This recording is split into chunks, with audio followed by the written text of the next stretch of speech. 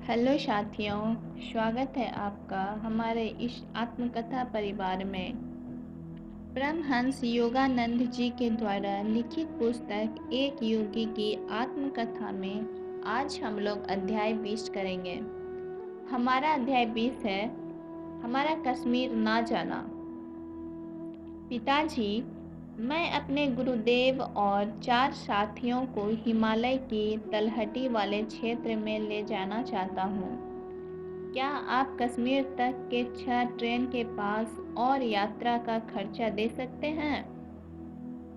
जैसा कि मैंने सोचा था, पिताजी ठहाका लगाते हुए हंसे और कहा, यह तीसरा मौका है जब तुम मुझे बेशीर पैर की कहानी सुना रहे हो।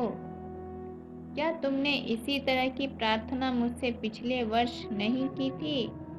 अंतिम क्षण में श्री युक्तेश्वर जी ने मना कर दिया था। यह सच है पिताजी।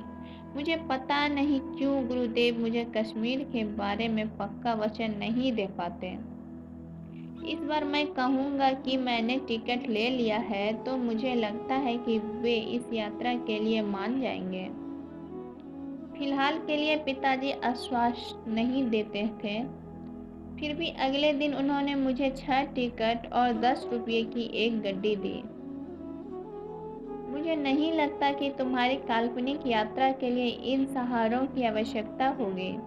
उन्होंने कहा, ये रहे तुम्हारे टिकट और पैसे। उस दोपहर मैंने 2 चीजें श्री युक्तेश्वर जी को दिखाई। यद्यपि वे मेरे उत्साह पर मुस्कुराए, मगर उन्होंने कुछ यकीन नहीं दिलाया। मैं जाना चाहता हूँ, हम देखेंगे। जब मैंने उनके शिष्य कन्हई को भी साथ ले जाने के लिए पूछा तो उन्होंने कोई जवाब नहीं दिया। मैंने अपने 3 और दोस्तों को भी बुलाया था, राजेंद्र नाथ मिश्रा, ज्योतिन औडी और अन्य एक लड़का। सोमवार का दिन जाने के लिए निश्चित हुआ था। शनिवार और इतवार को मैं कलकत्ता में रहा। वहाँ मेरे पारिवारिक घर में मेरे चचेरे भाई की शादी थी। मैं श्रीरामपुर अपने सामान के साथ पहुँचा। सोमवार को राजेंद्र आश्रम में मिला। गुरुदेव बाहर हैं, टहल रहे हैं, उन्होंने जाने से मना कर दिया है। मैं बहुत दुखी हुआ, लेकिन मैंने भी जीत पकड़ ली।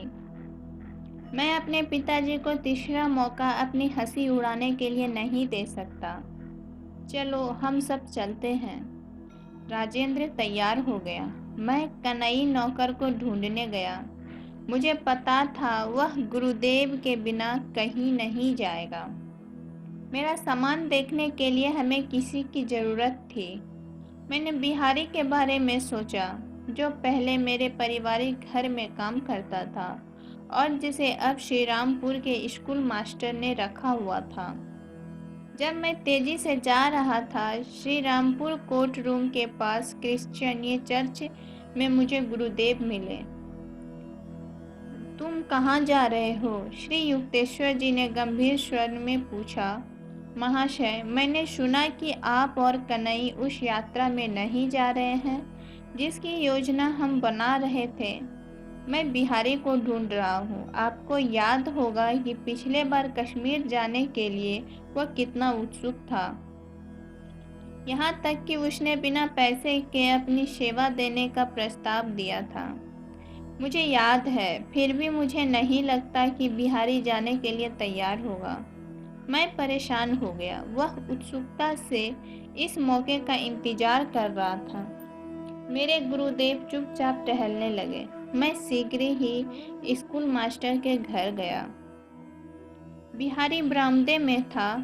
उसने बहुत आत्मीयता के साथ मेरा स्वागत किया। जैसे ही मैंने कश्मीर का नाम लिया, उसकी आत्मीयता कहीं गायब हो गई। उसने खेद प्रकट किया और अपने मालिक के घर चला गया। मैं बाहर आधे घंटे तक उसका इंतजार करता रहा, अपने को सांत्वना देते हुए कि शायद वह यात्रा पर जाने की तैयारी कर रहा हो। फिर मैंने दरवाज़ा खटखटाया। बिहारी पीछे के दरवाजे से आधा घंटा पहले ही चला गया है, एक आदमी ने मुझे बताया। उसके होठों पर हल्की सी मुस्कान थी। मैंने दुखी मन से यह सोचता हुआ वापस आया, क्या मेरे आमंत्रण में जोर जबरदस्ती का पूठ था या गुरुदेव के प्रभाव काम कर रहे थे। क्रिश्चियन चर्च से होते हुए मैं अपने गुरु को देखा जो मेरी ओर आ रहे थे। बिना कुछ सुने उन्होंने आश्चर्य से कहा, तो बिहारी नहीं जा रहा है, अब तुम्हारी क्या योजना है। मैंने स्वयं को एक जिद्दी बच्चे की तरह महसूस किया जिसने अपने पिता के आदेश पर उनका विरोध करने की ठान ली हो।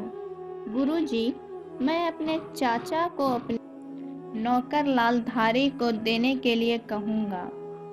देखो तुम्हारे चाचा ऐसा कर पाए, श्री युक्तेश्वर जी ने हंसी में कहा। लेकिन मुझे नहीं लगता कि तुम इस यात्रा का मजा ले पाओगे। समझने के बावजूद मैं जिद में अपने गुरु को छोड़कर श्री रामपुर कोर्ट हाउस अपने चाचा शारदा घोष के यहाँ गया, जो कि एक सरकारी वकील थे। उन्होंने बहुत स्नेह के साथ मेरा स्वागत किया। मैं अपने कुछ दोस्तों के साथ कश्मीर जा रहा हूँ। मैंने उन्हें कहा, वर्षों से हिमालय जाने की उत्सुक रहा हूँ।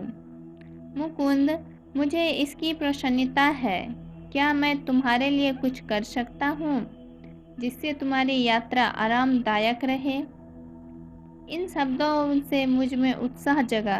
प्रिय चाचा जी, क्या आप अपने नौकर लालधारी को मेरे साथ भेज सकते हैं। मैं इस सरल अनुरोध से मानो भूचाल आ गया हो। चाचा जी इतनी तेजी से उछले कि उनकी कुर्सी उलट गई। मेज के ऊपर रखे कागज हर तरफ फैल गए। लंबे बांस से बना उनका पाइप और खड़खड़ाती आवाज के साथ हुक्का फर्श पर जा गिरा। वे चीखते हुए बोले, स्वार्थी लड़के, इतना बेतुका विचार है, मेरा ध्यान कौन रखेगा। यदि तुम इसे अपनी आनंद यात्रा में इसे ले जाओगे। मुझे ताज्जुब हुआ कि इतने सरल स्वभाव वाले मेरे चाचा जी के रवैये में अचानक इतना परिवर्तन कैसे आ गया। आज के दिन की इतनी अनहोनियों में एक और गूढ़ रहस्य। मैंने अपने आश्चर्य को किसी तरह छुपाया। कोर्ट हाउस से बाहर निकलते हुए मेरी चाल में शालीनता की जगह बदतमीजी थी। मैं अपने आश्रम वापस आ गया जहां मेरे दोस्त आश लगाए बैठे थे। मेरे मन में यह विश्वास बैठ रहा था कि गुरुदेव के इस रवैये के पीछे जरूर कोई खास उद्देश्य है। अपने गुरु की इच्छा को मैंने नकारना चाहता हूँ। इस विचार ने मुझे पश्चाताप और ग्लानि से भर दिया। मुकुंद, क्या तुम थोड़ी देर मेरे पास रहना पसंद नहीं करोगे। श्री युक्तेश्वर जी ने पूछा। राजेंद्र और अन्य आगे जा सकते हैं और कलकत्ता में तुम्हारा इंतजार कर सकते हैं। कलकत्ता से कश्मीर जाने वाली शाम को ट्रेन में अभी बहुत समय है। गुरुदेव, मैं आपके बिना नहीं जाना चाहता, मैंने दुखी मन से कहा। मेरे दोस्तों ने मेरी बात पर ध्यान नहीं दिया। उन्होंने एक घोड़ा गाड़ी मंगवाई और पूरे सामान के साथ चले गए। कन्हई और मैं गुरु के चरणों में शांति से बैठे रहे।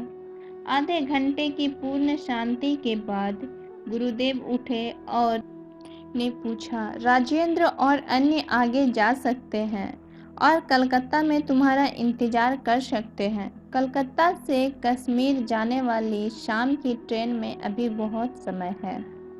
गुरुदेव, मैंने आपके बिना नहीं जाना चाहता हूँ, मैंने दुखी मन से कहा। मेरे दोस्तों ने मेरी बात पर ध्यान नहीं दिया।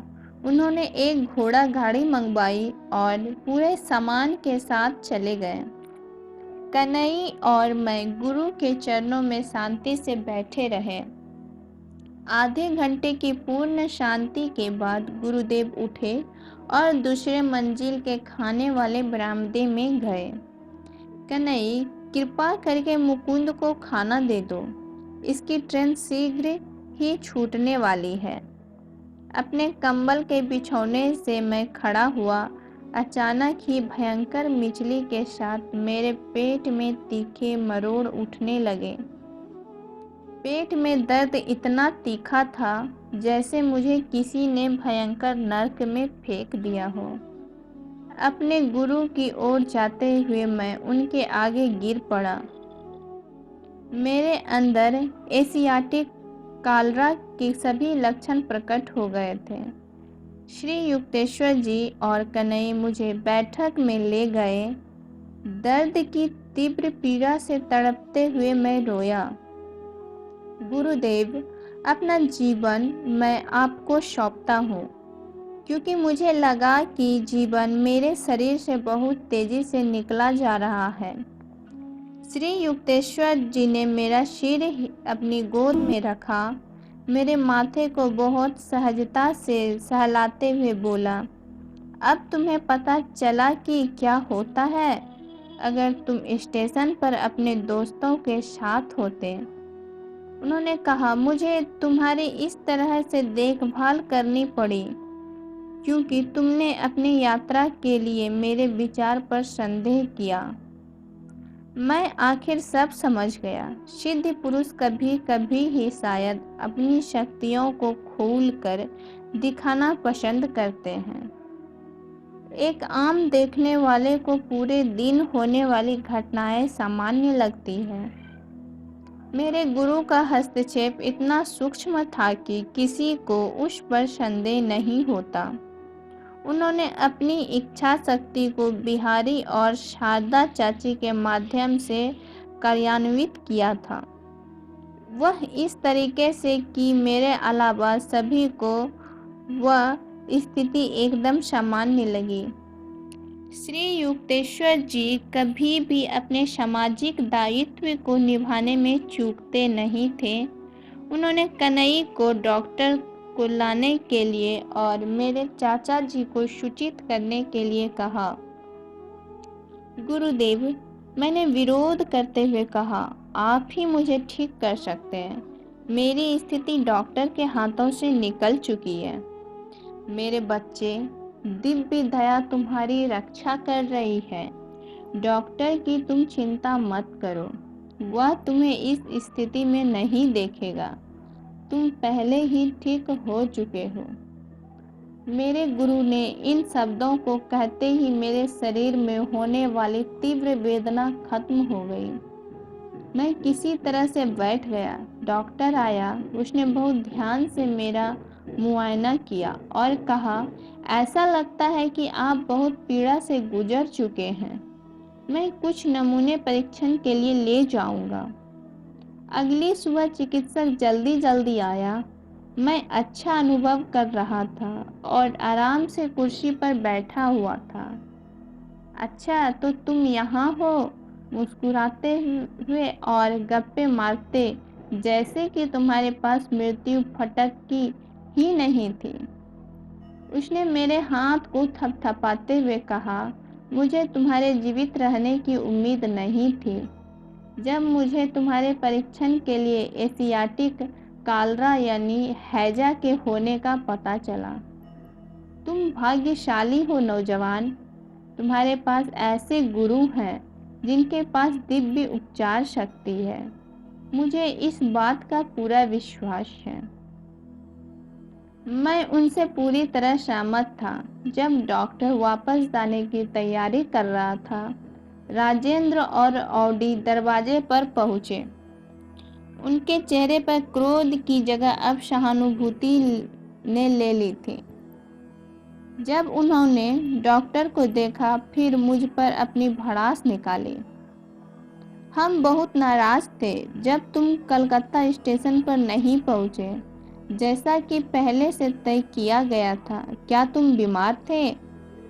जब मेरे दोस्तों ने अपना सामान वहीं रखा जहां उन्होंने कल रखा था, तब मैं अपनी हंसी नहीं रोक पाया और एक कहावत को कहने लगा। एक जहाज था जो स्पेन गया, लौटा तो वो वहीं पहुंचा जहां से चला था। गुरुदेव ने कमरे में प्रवेश किया। मैंने अपना स्वास्थ्य लाभ करने वाले मरीज की तरह उनका हाथ पकड़ लिया और उनके हाथ को प्यार से पकड़े रखा। गुरुदेव, मैंने कहा 12 वर्ष की उम्र से मैंने हिमालय जाने की कितनी ही असफल यात्राएं की। अब मुझे यकीन हो गया कि पार्वती देवी मुझे आपके आशीर्वाद के बिना अपने पास आने नहीं देगी। धन्यवाद दोस्तों, आप हमारा 20 अध्याय सुने, इसके लिए आपको बहुत बहुत धन्यवाद। अगर आपको ये स्टोरी पसंद आए तो इसे लाइक, शेयर और साथ ही सब्सक्राइब करें और कमेंट ज़रूर करें।